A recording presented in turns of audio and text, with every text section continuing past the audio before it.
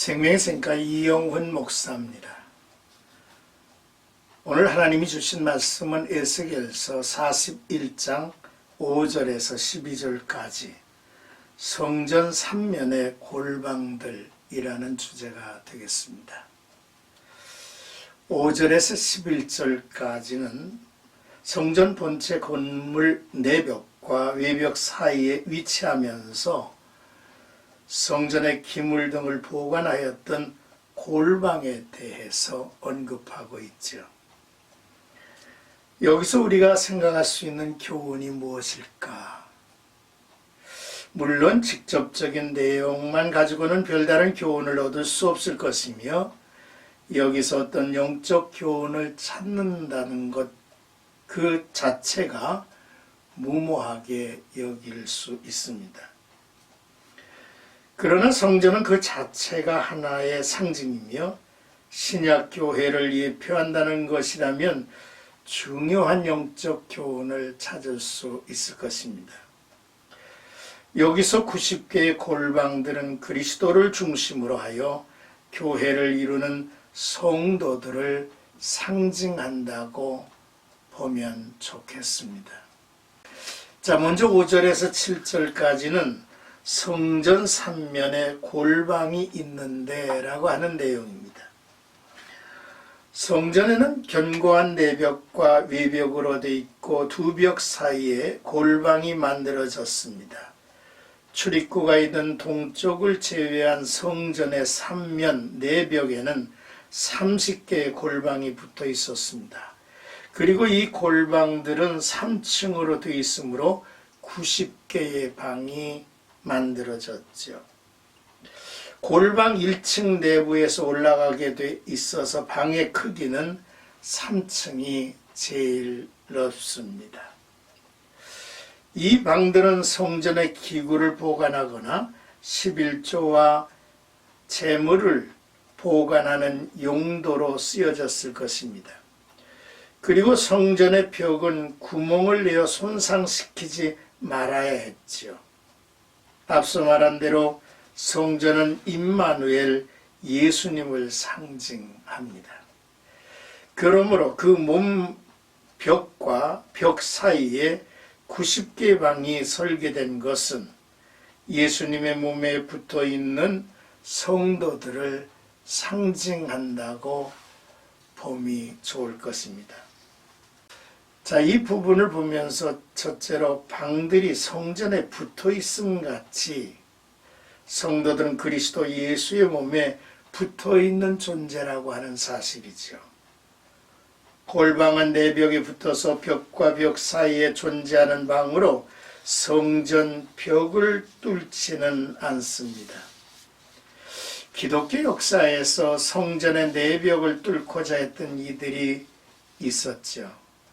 바로 거짓 그리스도들이었던 것을 볼 수 있습니다.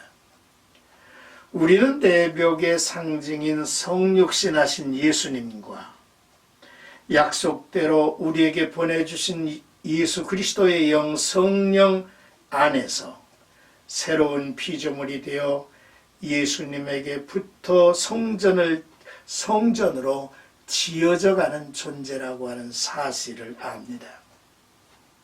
둘째로 방들의 규모가 서로 다르죠. 또한 보관된 내용물이 다르듯 능력이나 은사나 직분의 그릇이 다르다는 사실을 우리는 압니다. 그러나 모두가 소중한 것은 규모가 크든 작든 연합하여 하나가 되어야 주님의 몸된 교회가 세워지므로 모두가 소중한 존재들이라고 하는 것을 깨닫습니다.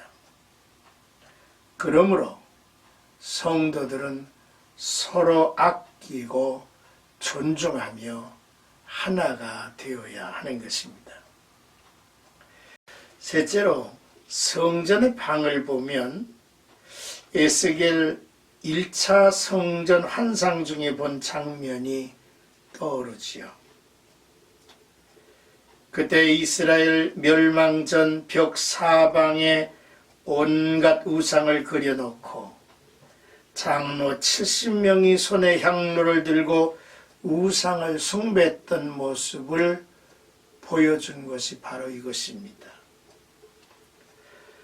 요즘 교회 깊숙이 종교 다원주의가 침투해 있는 것 같아서 염려스럽죠. 오늘의 시대는 다원주의가 힘을 얻는 시대이기도 합니다.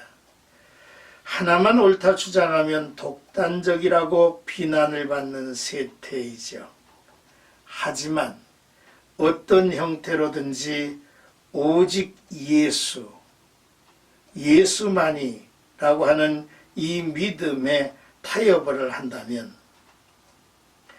이 믿음을 조금이라도 포기한다면 그것은 더 이상 기독교가 아닌 것입니다. 남유다의 멸망도 종교 혼합주의가 그 근본 원인이었음을 잊지 말아야 합니다. 이제 8절에서 11절까지는 성전 3면의 지대에 대한 설명이죠. 먼저 8절을 보면 성전 3면 지대가 땅바닥에서부터 6척, 즉 약 3.12m 높이의 지대 위에 세워졌습니다. 이는 일반 건물들의 지대에 비하면 매우 높죠. 그래서 성전 외부로부터 성전 바깥들로 들어가려면 7개의 계단 위에 세워진 바깥들 문을 통과해야 했고, 또한 바깥들로부터 안뜰로 들어가려면 8개의 계단 위에 세워진 안뜰문을 통과해야 했습니다. 그리고 안뜰에서 다시 성전 본체 현관으로 들어가려면 다시 그 개수를 정확하게 알 수 없는 계단으로 올라가야만 했습니다. 그 높이가 대단했죠. 아울러 9절을 보면 성전은 성전 내벽과 골방과 성전 외벽이라는 세 겹의 장벽으로 둘러싸여 있습니다. 또한 골방은 안벽에 붙어 있고 골방과 바깥벽 사이에는 작은 뜰이 만들어져 통로가 되고 있었습니다. 이같이 성전이 세워진 지대를 보면 하나님은 높으신 분이시고 거룩하시고 구별된 분임을 느끼게 합니다. 그러므로 성도는 자기의 삶을 세상에서 하나님 편으로 옮겨놓은 자들이므로 거룩하고 구별되게 살아야 할 것입니다. 그리고 위를 바라보고 살아야겠죠. 또한 골로새서 3장 1절에서 3절을 보면 그러므로 너희가 그리스도와 함께 다시 살리심을 받았으면 위의 것을 찾으라. 거기는 그리스도께서 하나님 우편에 앉아 계시느니라. 위의 것을 생각하고 땅의 것을 생각하지 말라. 이는 너희가 죽었고 너희 생명이 그리스도와 함께 하나님 안에 감추어졌음이라 했습니다. 자, 이제 끝으로 12절 말씀인데요. 성전 서쪽의 건물 설명입니다. 성전의 서쪽에는 상당히 큰 규모의 건물이 서 있었습니다. 하지만 이 건물의 용도에 대해서는 성경이 밝혀주지 않습니다.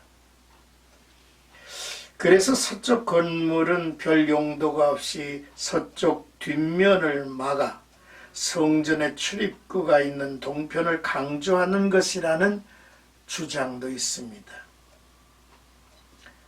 그러나 이보다 성전과 분리된 독립건물로 성전에서 나오는 일체 폐기물을 처리하는 곳으로 많은 학자들이 추정하고 있죠.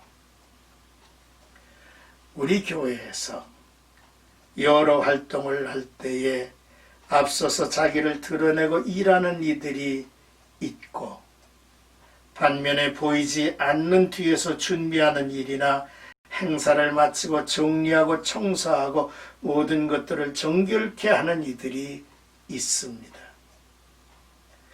이 같은 굳은 일에 함께하는 것이 주님의 미소를 머물게 할 것입니다. 우리는 우리가 알지 못하는 것이 있다는 것을 기억하고 주님같이 늘 겸양의 덕을 가지고 살아야 할 것입니다. 오늘 주 안에서 복된 하루 되시기를 축복합니다.